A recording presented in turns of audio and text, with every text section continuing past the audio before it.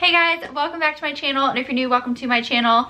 My name is Becca. In today's video, I'm so excited to be sharing with you my pregnancy hacks and must-haves.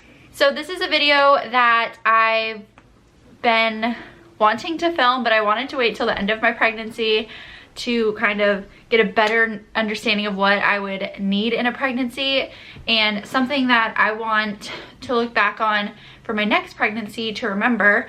I wish I would have watched this type of video before I got too far into my pregnancy, just to learn some hacks or tips or must-haves for pregnancy, specifically pregnancy, not for baby but for you, or just like things to know. So if you want to watch that type of video, if you're interested, if you're pregnant, if you're planning on becoming pregnant, continue watching and let's get into it.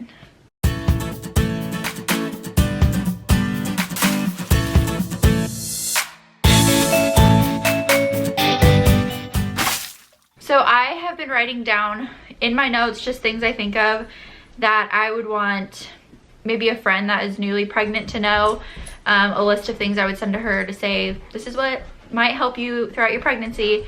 And some of the things are specifically for the beginning of pregnancy, and then some things are just like throughout pregnancy. So, okay. So for the beginning of pregnancy, basically you're just trying to survive. If you're anything like me, I did have hyperemesis and I was super sick. And yeah, so the things that helped me in the first trimester specifically were chewing gum. So, but not like any chewing gum, peppermint or wintergreen gum. It seemed to help keep that nasty taste out of my mouth. In your first trimester, you can like smell everything. So I think that the peppermint kept away some of the nausea from smells and stuff. And then also just like kept a good taste in my mouth, kept my stomach settled. And I'm so glad to know that for next time. So I did chew a lot of gum in my first trimester. And then if I start to feel nauseous, I do chew peppermint gum to help that. And it seems to take away some of the nausea. Obviously, if it's like really bad morning sickness or hyperemesis, like that's not going to do like the entire trick, but it will help a little bit. Also, just like wintergreen mints or those little, you know, the round white mints, they help me a lot. I also suggest that you get some type of water bottle to have, a reusable water bottle. And hopefully you have the type of fridge I have where it's like, it dispenses ice and water, but if not, definitely you need to be drinking plenty of water, and you're gonna want more water. Your body's just naturally going to need it. So I definitely suggest having some type of water bottle and just like literally taking it with you everywhere. I take it with me literally everywhere. I take it to doctor's appointments, in the car with me. And I specifically really like this Yeti because it keeps things really cool. And I like the straw on it because when you're in the first trimester, I don't know why, but straws for me help me not feel so nauseous. Also, another thing, just having some Sprite or ginger ale in the house is kind of a good idea. I don't like ginger ale, so that wasn't the best, but Sprite for me, if you can just sip on a little bit of Sprite, it can kind of calm your stomach for the nausea. Okay, and then some other things. This is like clothing and stuff like that. So when you're first pregnant, you're probably not going to start showing until about 20 weeks is when you're really going to know that you're showing, but then you're going to start growing out of things sooner than that. So I definitely suggest getting some maternity pants or maternity leggings. The ones that I have, I will link them down below. They're from Amazon. They're very well priced. And maternity leggings, they're these kind that go up really high, and they have some support right here. So you guys can see the support. I definitely suggest getting them. They will probably not fit you until your belly pops, but having them, it makes it a lot easier, especially if you have leggings with like a thick band.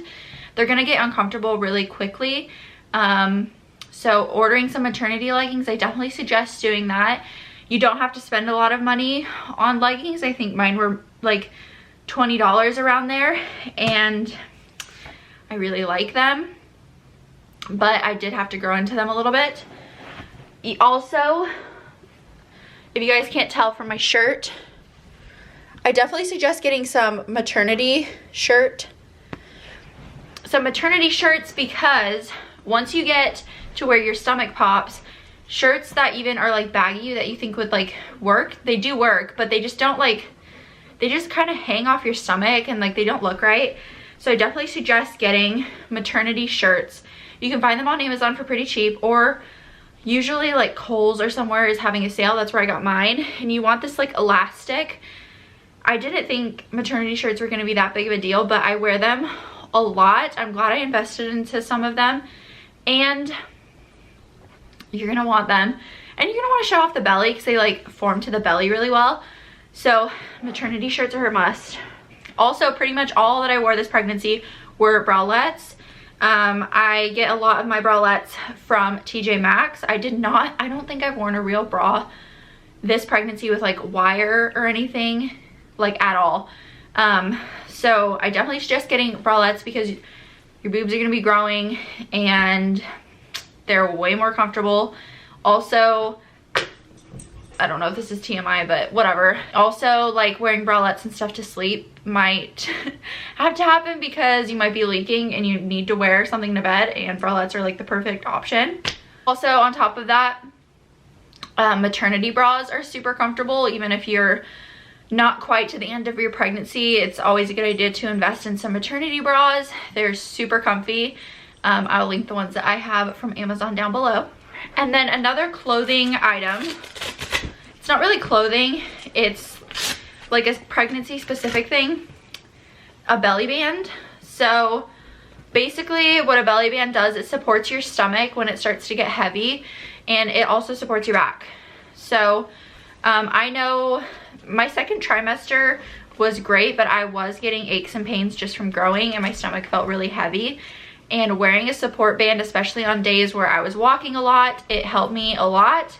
There are a ton on Amazon. There's lots of different types of options. Your doctor might even be able to prescribe you a belly band, so definitely ask them that. But yeah, I suggest getting one just to have on hand. You don't have to wear it all the time, but I do suggest days that you know you're going to be out for a really long time, walking around or anything like that. If you're working, a belly band can really help take the pressure off of your lower stomach and back. So I know a lot of people, they are worried about getting stretch marks, which I was worried about, and I started using lotion super early in my pregnancy. But I will say what works. I'll show you what I used. So I bought this, the Palmer's Stretch Marks lotion, and I honestly think it like dried out my skin.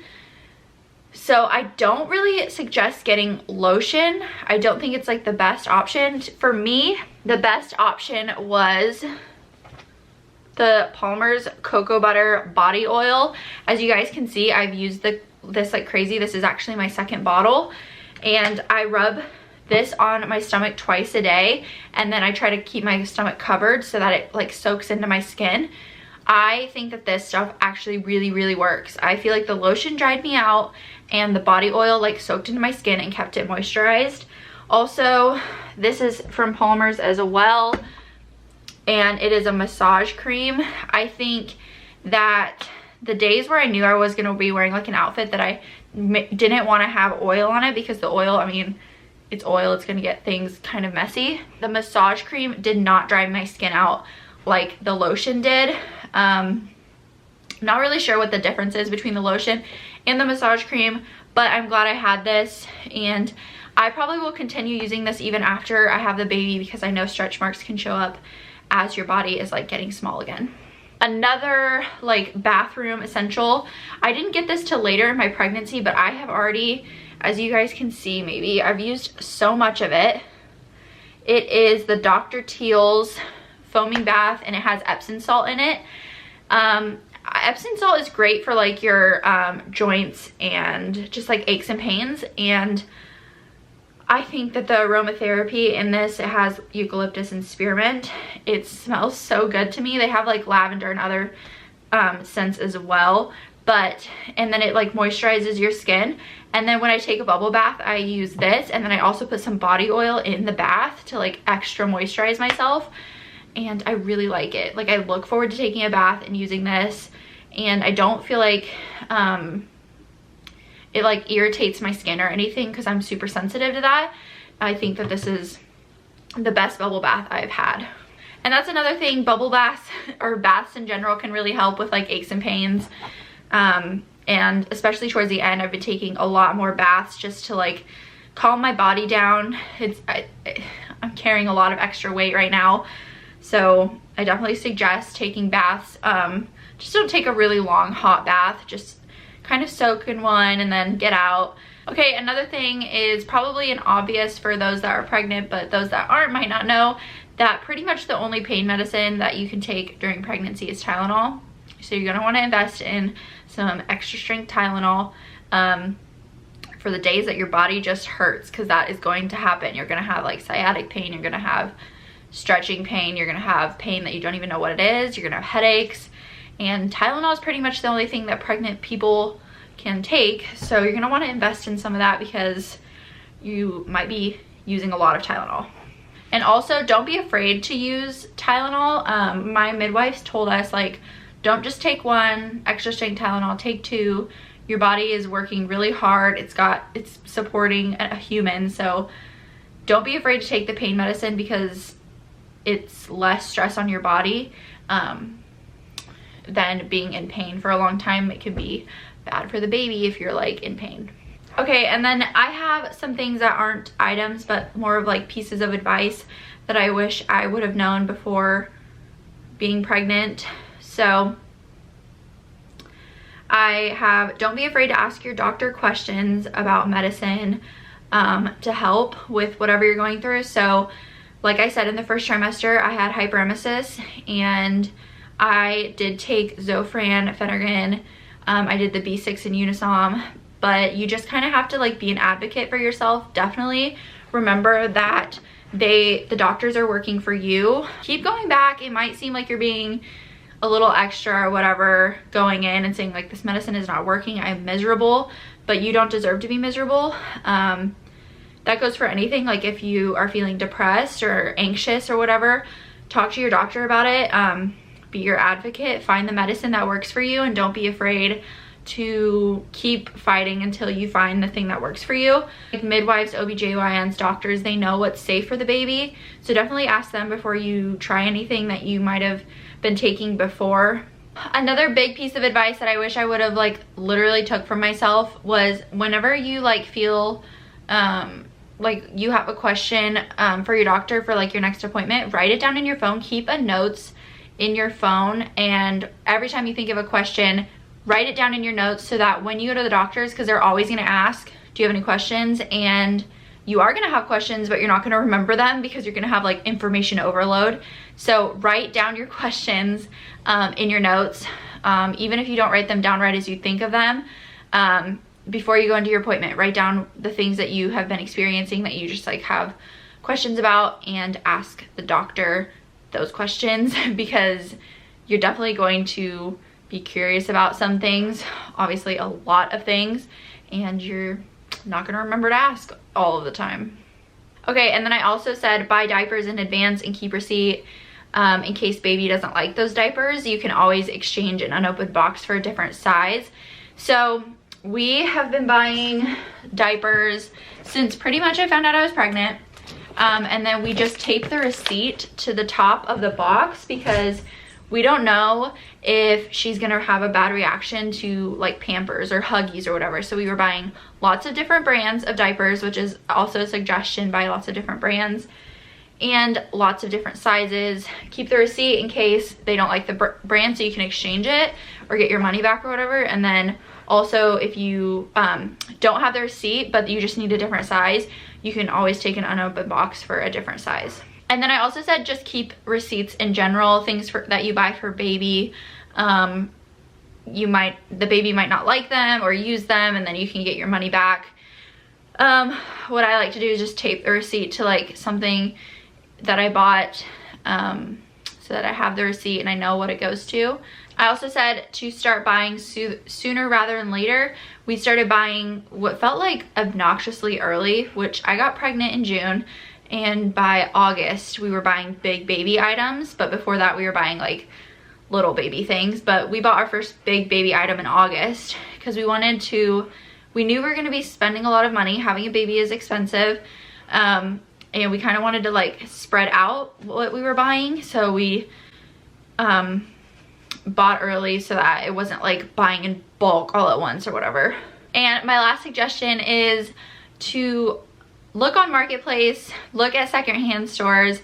A lot of the things I bought were secondhand off of Facebook Marketplace or from like Once Upon a Child or like Goodwill or whatever. I don't think there's anything wrong with that. Babies grow out of clothes really quickly, so you can find some really good deals on clothes at secondhand stores, because sometimes babies don't even get to wear the outfit, and then people just donate it because they don't need it and the baby didn't even wear it. So you can find some really good stuff there, so you're not spending a ton of money on new things. And then on Marketplace, for example, the bassinet we got, the baby used it for 3 months and then they didn't need it anymore, and they weren't gonna have any more kids, so they sold it, and it was like really discounted. And then our Mamaroo, they bought it and they didn't keep their receipt, and their baby didn't even like it. They weren't gonna have any more kids, like I said in the last one, and they sold it for like $100 when they're normally like over $200. Obviously, like, do your research, like you kind of know what's good and what's bad on Facebook or whatever, and never go alone. Like, always have someone with you when you like go to pick something up. So yeah, those are my suggestions. I hope that this video was helpful for some of you guys that are pregnant.